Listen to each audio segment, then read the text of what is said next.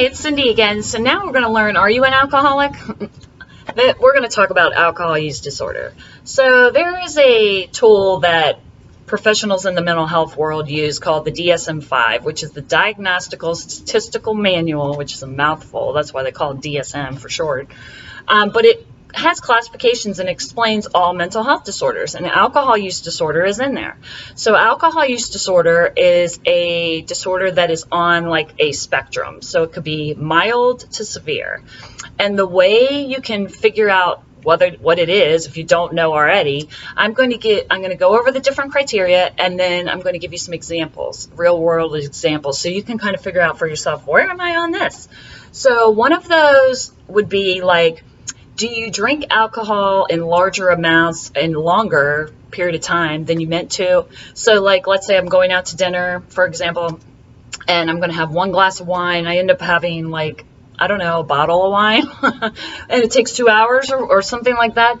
That might be a red flag. I'm wanting to cut down and stop drinking, and I just can't. The urges and cravings are just too strong. I just can't stop drinking. I'm spending a lot of time drinking, buying liquor or alcohol, and also recovering from it. So I'm spending like all day in bed because I'm sick, from a hangover. That's a problem. That's one to think about. School, work, and home problems. So here's some examples of that. School, not attending school or not keeping up with your classwork.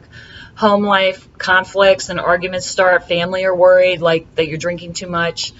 Work, missing a lot of work is a symptom. Being drunk at work or drinking at work is a problem.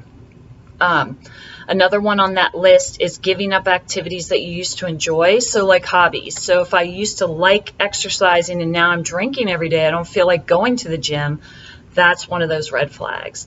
Tolerance, I need to drink more alcohol to get the same effect.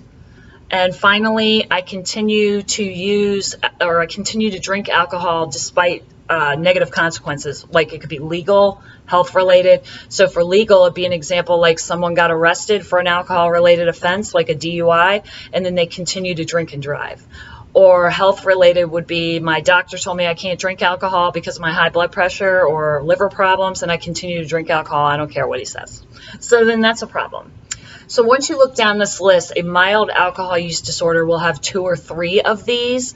A moderate will have 4 or 5, and a severe alcohol use disorder will have 5 or more. And if it's severe, that's when you really have to have a medical conversation with your physician about maybe a higher level of care is needed, more so than a class like this.